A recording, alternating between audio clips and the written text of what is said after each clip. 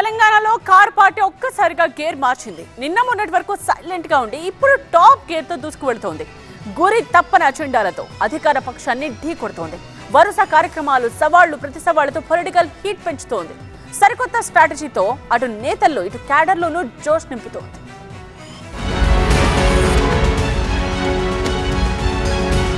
నిన్నటి వరకు ఒక లెక్క, ఇప్పటి నుంచి ఇంకో లెక్క. ఇది తెలంగాణలో భారత రాష్ట్ర సమితి రాజకీయం. తెలంగాణలో అసెంబ్లీ ఎన్నికలకు ఇంకో 2.5 ఏళ్లు ఉండగానే ప్రజల్లోకి దూసుకెళ్తోంది బీఆర్ఎస్.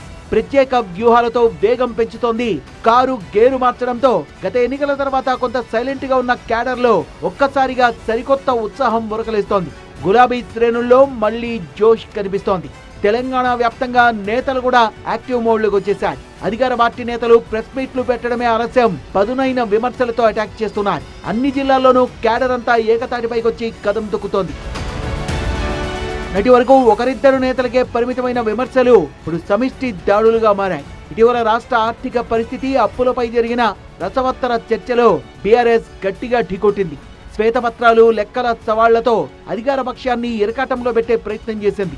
కేవలం మాటలకే పరిమితం కాకుండా గణాంకాలతో సహా మీడియా ముందుకొచ్చి తావేంటో నిరూపించుకునేందుకు దూకుడుగా వ్యవహరించింది.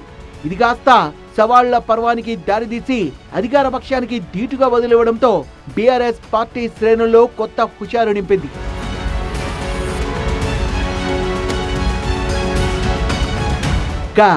ఒక ఎపిసోడ్ ముగిసేలోపే ఇంకో ఎపిసోడ్ తో బీఆర్ఎస్ హీట్ పెంచేసింది. అప్పుల రగడ ముగియక ముందే కన్యపల్లి పంప్ హౌస్ ఇష్యూతో కొత్త పొలిటికల్ రచ్చ రేపింది. ఒట్టి మాటలకే పరిమితం కాకుండా గట్టిగా క్షేత్రస్థాయిలోకి దూసుకెళ్లడంతో అప్పుల చర్చ తెల్లారే మళ్లీ మరో డిబేట్ తెరపైకొచ్చింది. కన్యపల్లి పంప్ హౌస్ వేదికగా క్యాడర్ కదం తొక్కింది.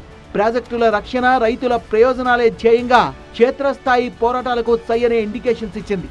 ఫలితంగా తెలంగాణ వ్యాప్తంగా అన్ని జిల్లాల్లోని ద్వితీయ శ్రేణి నాయకత్వం, కార్యకర్తలు రోడ్లపైకి వచ్చేశారు.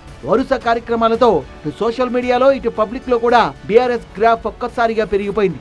ఒకవైపు సమయం వచ్చినప్పుడు అసెంబ్లీ వేదికగా, మరోవైపు మీడియా సాక్షిగా ఇలా ప్రతిసారి అధికార పార్టీ వైఫల్యాల్ని ఎండగట్టడంలో బీఆర్ఎస్ దూకుడు ప్రదర్శిస్తోంది.